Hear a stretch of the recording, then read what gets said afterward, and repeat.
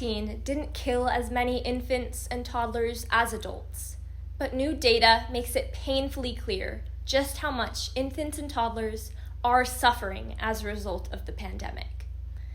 State and national data, including kids right here in Yolo County, shows that the most vulnerable children born during the pandemic are suffering major drops in gross motor, problem solving, and social emotional skills. These kids rely on services at safety net clinics like this one, the Northern California Children's Therapy Center.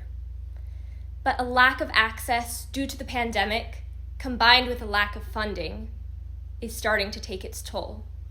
These numbers are shocking, and now we have to make up for lost time.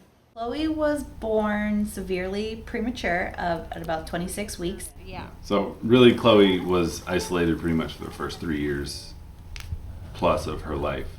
Through physical therapy, Chloe's gross motor skills have come a long way, but one of the things we couldn't replicate was her peer interactions and that social emotional growth.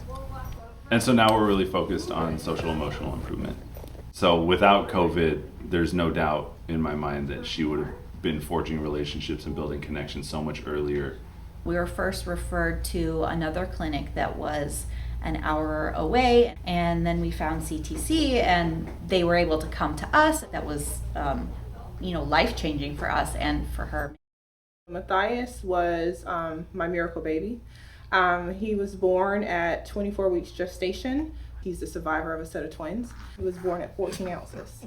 So he was born with a level 4 brain bleed, which affected the whole entire left side of Matthias's body. He also suffered from seizures.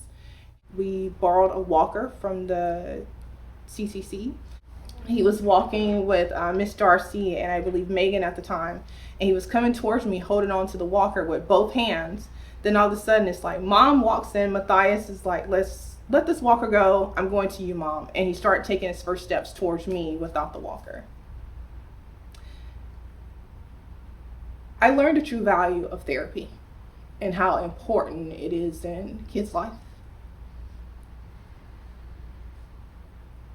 Because there was a time I didn't think Matthias was going to ever walk. To see Matthias take those first steps towards me, it meant the world to me. Making up for lost time is what life at CTC is all about.